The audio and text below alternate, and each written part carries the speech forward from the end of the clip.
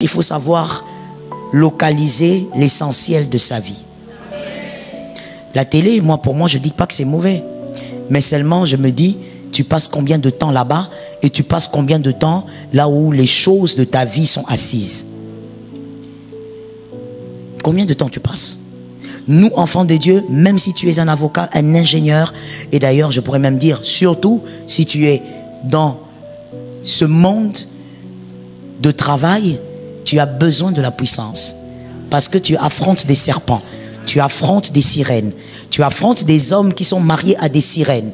Pour devenir un ingénieur connu à Kinshasa, pour devenir un ingénieur qu'on va appeler à la présidence, il a une femme sirène. Il vit avec, que toi tu ne vois pas quand tu le salues, mais elle est là. Toi tu as quoi? Tu n'arrives pas à prier pendant 1 heure. Qu'est-ce que tu as?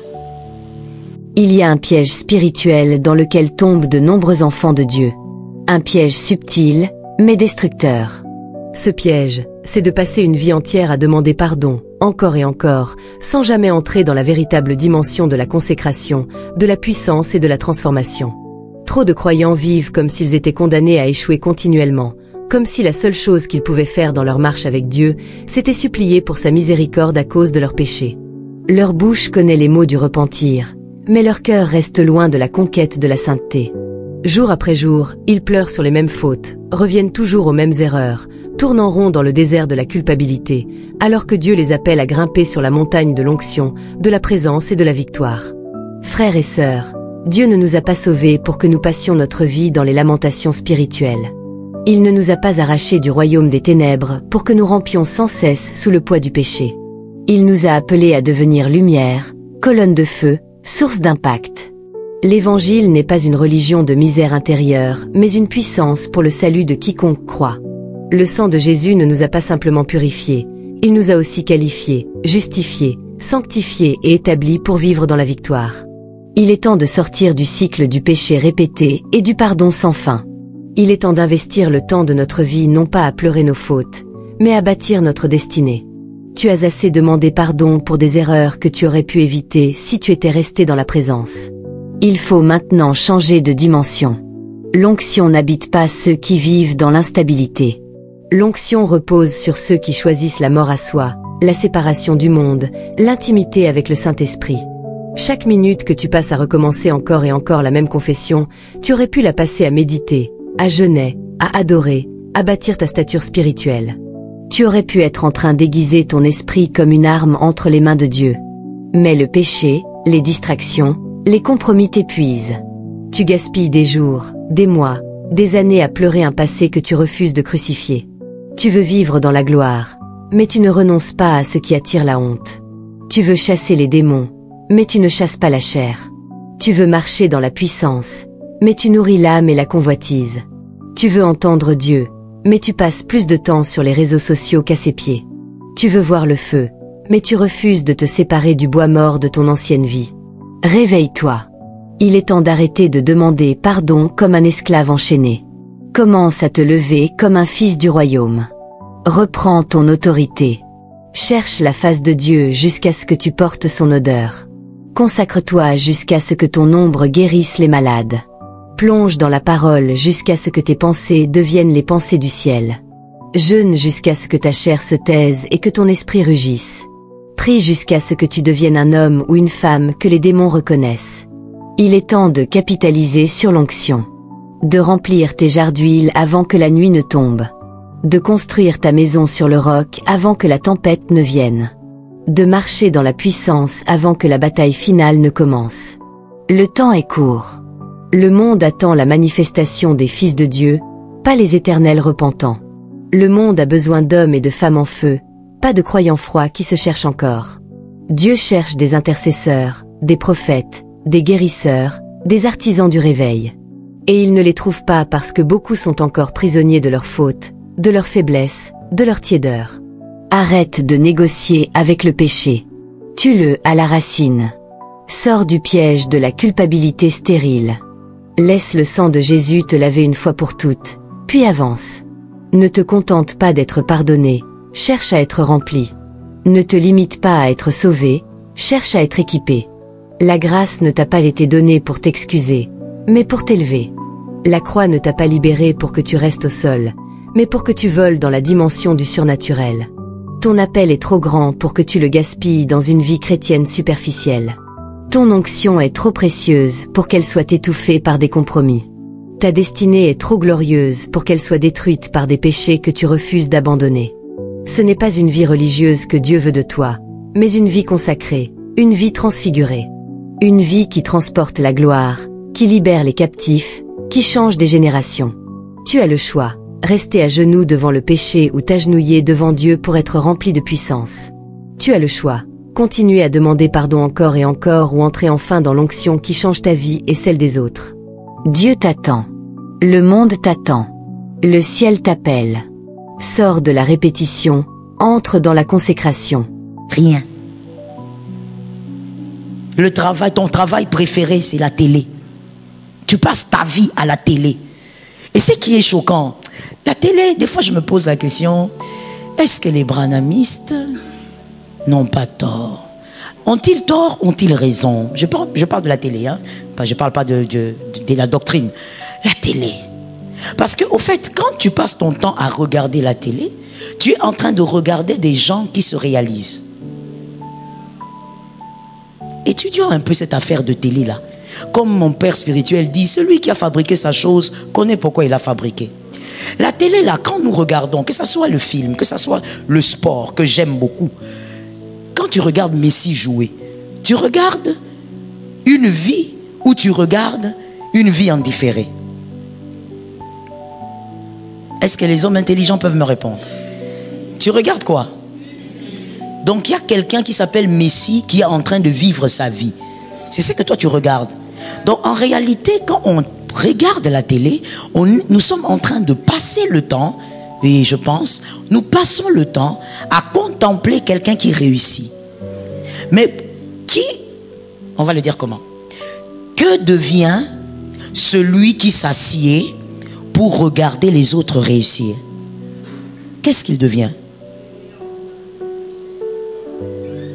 Parce que même le film que tu regardes là, ils ont déjà été payés pour ça. Donc, de toutes les manières, tu es en train de prendre 4 heures de ta vie pour regarder celui qui a réussi et qui a mis son argent dans la poche. 4 heures du temps de ta vie. À un certain âge, il faut savoir localiser l'essentiel de sa vie. La télé, pour moi, je ne dis pas que c'est mauvais. Mais seulement, je me dis, tu passes combien de temps là-bas et tu passes combien de temps là où les choses de ta vie sont assises? Combien de temps tu passes? Nous, enfants de Dieu, même si tu es un avocat, un ingénieur, et d'ailleurs, je pourrais même dire, surtout si tu es dans ce monde de travail, tu as besoin de la puissance. Parce que tu affrontes des serpents. Tu affrontes des sirènes. Tu affrontes des hommes qui sont mariés à des sirènes. Pour devenir un ingénieur connu à Kinshasa. Pour devenir un ingénieur qu'on va appeler à la présidence. Il a une femme sirène. Il vit avec. Que toi tu ne vois pas quand tu le salues, mais elle est là. Toi tu as quoi? Tu n'arrives pas à prier pendant 1 heure. Qu'est-ce que tu as? Tu n'arrives pas à prier pendant 15 minutes à l'église. Qu'est-ce que tu as? Sans la puissance, on va t'envoûter. Je répète, sans la puissance, tu es envoûtable. Je suis désolé de te choquer. Hein? Sans la puissance, peu importe le titre que tu as, tu es envoûtable. Voilà pourquoi malheureusement, parce que ce n'est pas une bonne chose, j'ai vu dans mon ministère des personnes divorcées, des hommes d'église. Mais lorsque on t'appelle, on te dit, mettons-nous là, parlons, écoutons, comprenons. Quand tu écoutes à gauche, à droite, pendant que tu écoutes, l'esprit de discernement t'ouvre les oreilles, tu comprends que ici, c'est l'envoûtement qui est dedans. Mais ce sont des hommes d'église. C'est l'envoûtement. Ça veut dire qu'ils sont victimes d'un envoûtement. Que quelqu'un dise à son voisin, j'espère que je vais bien prononcer, comment? Moupépé, c'est ça, non? Moupépé amabé et koti. C'est ça l'envoûtement. Tu regardes quelqu'un, quand il prêche, tu as des chairs de poule. Tu te demandes, tu dis, mon Dieu, Dieu a appelé des hommes. Mais quand tu regardes son foyer, sa famille, tu vois l'envoûtement. Comment l'envoûtement est entré là? Un endroit comme ça. Comment? Parce que l'envoûtement ne s'éloigne pas par crainte de votre appel. Non. L'envoûtement ne s'éloigne pas par crainte de votre titre dans une église. L'envoûtement ne craint qu'une seule chose et est incapable de passer que lorsqu'il y a une seule chose, la consécration. Parce que la consécration amène à une élévation. Je parle d'une élévation spirituelle. Spirituellement, tu t'élèves. Ainsi, tu verras dans certaines familles, certains sorciers sont fâchés, ils sont aigris. Ça veut dire au-delà de la méchanceté de détruire, mais ils sont fâchés. Pourquoi? Ils n'arrivent pas à atteindre quelqu'un. Frère, ne blague pas. Manger, c'est bien, mais pas tout le temps. Non, tu dois le savoir. C'est pas discutable, au fait. Sinon, on aura toujours les mêmes personnes avec les mêmes problèmes. Depuis qu'on a commencé à te faire la délivrance, 45 ans. Et maintenant, la réaction humaine, c'est quoi? Si j'ai été ici, ça n'a pas marché, je fais quoi? Voilà l'homme, voilà l'être humain. Tu vas commencer à changer d'église comme on change de chemise. Il n'y aura pas de résultat. Le problème, ce ne sont pas ces églises. Monsieur, le problème, c'est toi. Réveille-toi un peu et monte spirituellement. Élève ton niveau spirituel par la consécration. Ce n'est pas un jeu, ce que nous disons. C'est quelque chose de sérieux. Tu cherches du travail. Jeune, fille, homme. C'est bien. Je t'encourage parce que Dieu lui-même est un grand travailleur. Il faut aimer le travail. Il ne faut pas que travailler. Il faut aimer le travail. Voilà pourquoi on ne travaille pas d'abord pour l'argent. On travaille parce qu'on a de l'amour pour le travail. Alors, c'est une bonne chose. Mais tu vois, quand tu aimes le travail et que tu cherches le travail, sois capable aussi de bâtir ta vie avec ce que tu auras. Qu'on ne te domine pas par celui qui est supérieur à toi. Je veux vous dire une chose. Savez-vous que dans le monde occulte, mais souvent ça se passe avec les gens qui pratiquent la sorcellerie, les voleurs des étoiles, comme je l'avais enseigné un peu aux femmes, ce sont soit les sorciers voleurs d'étoiles ou ceux qui sont dans la magie blanche. Regardez ce qu'ils font. Il est capable de faire ceci. Marvin, viens encore. J'y vais vraiment softly, on doit se comprendre. Il est capable de dire, Marvin, il le voit par exemple en route, il dit, viens. Il dit, est-ce que tu peux m'aider?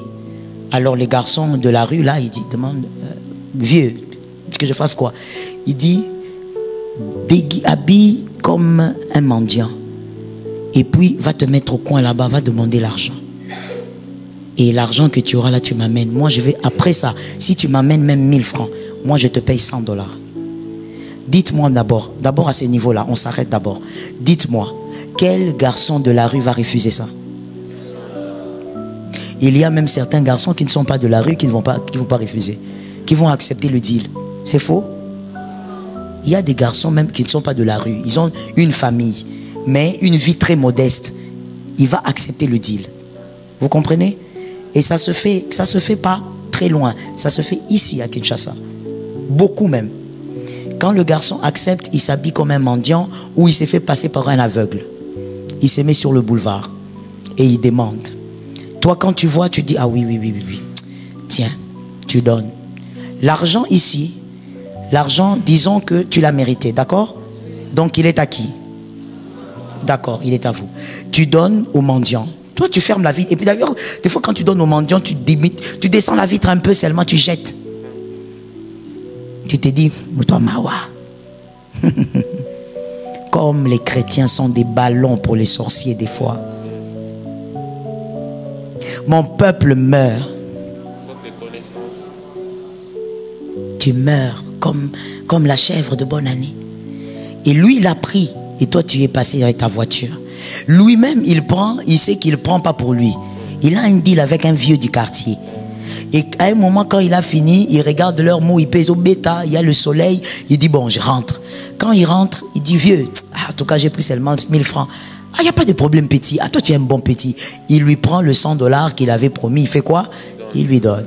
Déjà, écoutez la deuxième étape. Quand il lui donne le 100 $ du deal, localise-moi un voisin, dis-lui, il s'agit de ton argent, il faut écouter. Quand il lui donne le 100 $ du deal, ce 100 $ là n'est pas de l'argent. Ce 100 $ qu'il donne, puisque lui il est occulte, il donne à ce petit qui a accepté ce travail, ce 100 $ est simplement la monnaie d'échange. Il a pris les peu de grâce qui restent chez ce garçon et il a gardé dans son sac. Donc le garçon, lui, il part juste avec un billet qui va gaspiller, c'est fini. Mais le peu là, de grâce qui lui reste est resté encore chez l'occulte. Deuxième étape, ok? Troisième maintenant étape, c'est que maintenant, moi qui ai jeté l'argent là avec beaucoup de négligence, cet argent, le 1000 francs est arrivé où? Chez l'occulte. Maintenant, l'occulte, ce qu'il fait, quand il touche l'argent, il sait quel type d'étoile a donné ça. Je peux ouvrir une parenthèse? Il y a tellement à dire que je me pose la question si j'aurai le temps. J'ouvre une parenthèse pour dire que lorsque comment je peux le dire? Lorsque l'occulte là, il voit le type d'étoile. Non, je vais le dire de manière simple pour que ça soit bien compris. Ne sois pas toujours en train de jubiler quand tu rencontres quelqu'un qui te dit tu as une grande étoile. Parce que bon, ça dépend des langages. Hein. Des fois, à tort, on dit tu as, mais normalement, c'est tu es. Mais généralement, dans le jargon, on dit tu as. Tu vois, si tu entres dans le 207, tu vois un gars te dit tu as une grande étoile. Toi, tu dis c'est un prophète que j'ai rencontré. Fais très attention. Fais très attention. Tout celui qui voit n'est pas prophète. Et la seule manière de vous avoir facilement, c'est de se déguiser en prophète. Faites très attention. Celui qui a vu ce que vous avez est dangereux. Et je le dis même dans tous les sens. Même quand c'est une personne divine. Celui qui a vu ce que tu as devient dangereux. Alors, quand il voit le type d'étoile, il regarde et dit, ok, cette étoile est une étoile brillante. Mais en même temps, elle est faible. C'est-à-dire que lui domine sur celui qui a donné ça.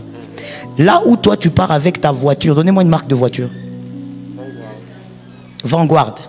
Là où toi tu vas avec ta Vanguard, quand tu avais jeté l'argent